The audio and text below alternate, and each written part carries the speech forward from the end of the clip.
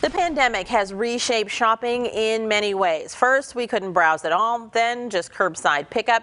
Next came indoor operations with limited buyers actually indoors, and then a return to normal. Sort of, with thousands of shoppers still lulled into the point-and-click ease that online ordering has offered. Now heading toward year 3 since the start of the coronavirus outbreak, entrepreneurs across the country are gearing up for the Small Business Super Bowl, if you will, Small Business Saturday. And Terilyn Gray with the GoBiz State Office of the Small Business Advocate with me live now to talk about the current state of the state's small businesses. Good morning to you. Good morning. Thank you for having me today. Definitely. Thank you for being here. Tara, Small Business Saturday started in 2010. American Express wanted to help these operations recover from the Great Recession. Now we can't quite say that we're post-pandemic, even though we are past some of the worst of what happened to the economy. How are California's small businesses recovering? Well, we are recovering. We are on the road. In California, opening and expanding establishments added 1.7 million jobs, while closing and contracting establishments lost 1.6 million. So we've had a net increase of more than 103,000 jobs. And small businesses contributed a net increase of 86,817 jobs. So that's 83.9% of that total. That's significant. And those are big steps towards recovery. Definitely. Now, shoppers have gotten very comfortable with shopping online, as I was just mentioning, during the pandemic.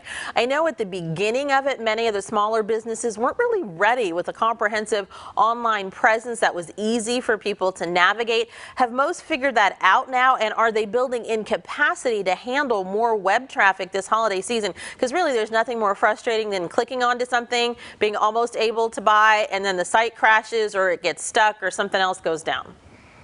Yes, we learned that online capacity for our small businesses is critical. And as you pointed out, there are many more that are setting up online sites for shopping.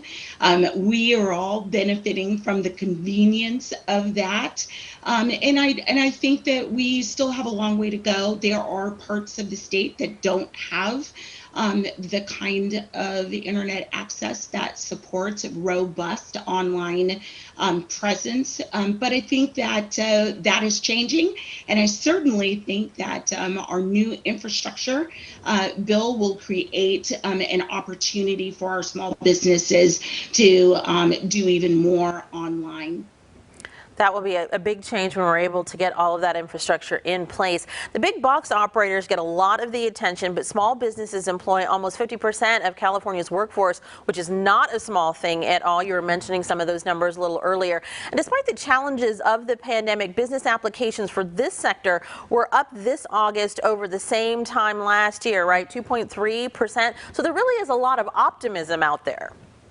Absolutely. And one of the things that's so critical about Small Business Saturday is that I think that we have learned celebrating small businesses is really a growing national movement, and rightly so, because of their importance to our overall economy. As you just mentioned, in September of this year, California experienced a 2.3% increase in business applications compared to August of 2021.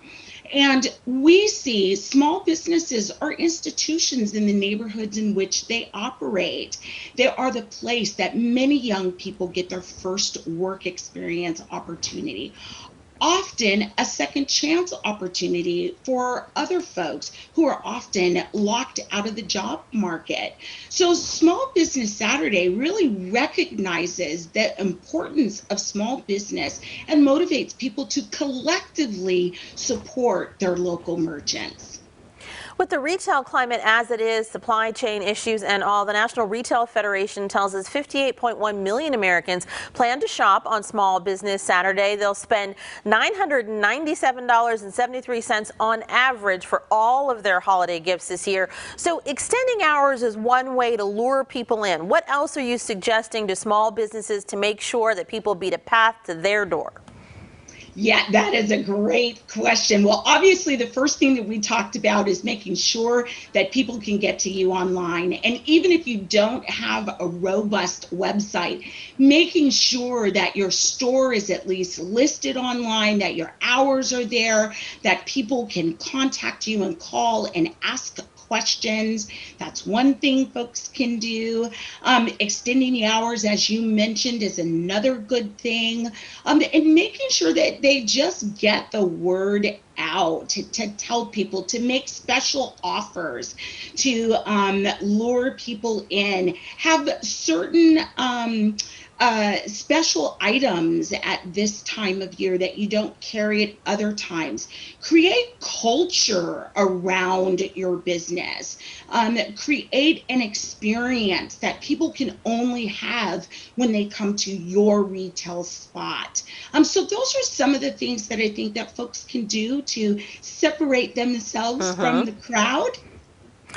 And that is definitely something we'll all be looking for the 58.1 million of us who will be out on Small Business Saturday, which is coming up quick here. Thank you so much for joining us this morning.